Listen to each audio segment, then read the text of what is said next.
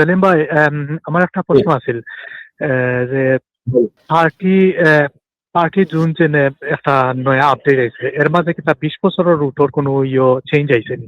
না, 20 বছরের ব্যাপারে কোনো পরিবর্তন নাই তো ভাই। 20 বছরের যে রেসিডেন্স রিকোয়ারমেন্ট জি মানে আপনি না, এই ব্যাপারে কোনো পরিবর্তন নাই। জি না ভাইয়া। জি, লং রেসিডেন্স এখন। লং রেসিডেন্স আচ্ছা, বলতে আসলে আর যেটা সেকেন্ড হইল ইউজুয়ালি কি, বোঝানো আমার হয় সেটা হচ্ছে 10 আমার ইয়ার্স এটা লক সবাই হয়েছিল। আমার এটা 19 বছর হয়ে গেছে, জি। বুঝছেন? আমার এটা 19 বছর হয়েছে। হঠাৎ কিটা মনে করো আমি যদি 20 বছর ওরকম মারি কিটা কোনো হইব নি না, আমি আরো 1 বছর ওয়েট করতাম? দেখেন ভাই, রিকোয়ারমেন্টটা হচ্ছে যে আপনি যখন অ্যাপ্লিকেশন করবেন, ডেট অফ অ্যাপ্লিকেশনে আপনি রিকোয়ারমেন্ট মিট জি করবেন। এই হচ্ছে অ্যাকচুয়াল রিকোয়ারমেন্টস। ঠিক আছে?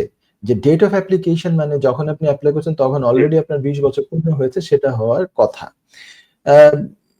তবে আমি আপনাকে একটা আউট অফ দ্য সিলেবাস একটু কথা বলে দেই। সেটা হচ্ছে এরকম, দেখা গেছে যে অনেকাংশেই যেহেতু এটা হিউম্যান রাইটস এর ক্লেম, হিউম্যান রাইটস এর ক্লেম হচ্ছে ডেট অফ ডিসিশন পর্যন্ত আপনার যাবতীয় যা কিছু আছে সবকিছু তাকে কনসিডারেশনে নিতে হবে। আপনি খুব মনোযোগ সহকারে এটা শোনেন, হ্যাঁ?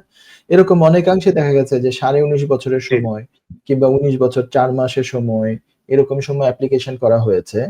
অনেক সময় তার আগে ফি ওয়েভার করা হয়। ফি ওয়েভারে 3-4 মাস সময়টা চলে যায়।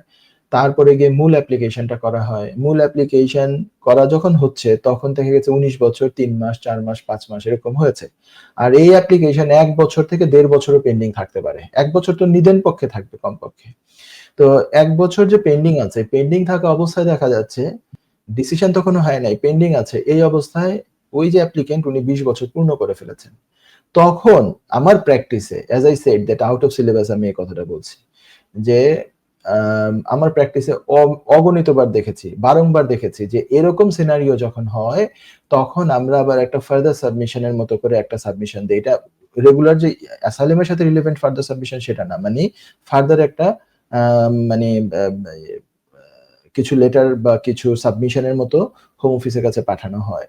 সেখানে বলা হয় যে আমাদের ক্লায়েন্ট এখন 20 ইয়ার্স কমপ্লিট করে ফেলেছে এবং এই বেসিসে তুমি তার অ্যাপ্লিকেশনটা কনসিডার করো এবং তাকে গ্রান্ট করো, এবং এটা রিলেভেন্ট সমস্ত ডকুমেন্টস দেওয়া হয়েছে অ্যাজ ইফ 20 ইয়ার্স এর অ্যাপ্লিকেশন পুরো করার পরে যেভাবে সাবমিশন যেত, যেভাবে কভার লেটার যেত, যেভাবে ডকুমেন্টস গুলো যেত, যেভাবে ক্রনোলজিক্যালি দেখিয়ে দেওয়া হতো যে এই সালে এই ডকুমেন্ট, এই সালে 2006 এই 2007 এই 2008 2000, এইভাবে করে করে গত 2006 থেকে 26 পর্যন্ত কি কি আছে এই সমস্তটা যে চোখে আঙুল দিয়ে দেখিয়ে দেওয়া হতো, সেভাবে করে আবার একটা সাবমিশন করা হয় বাই ইমেল।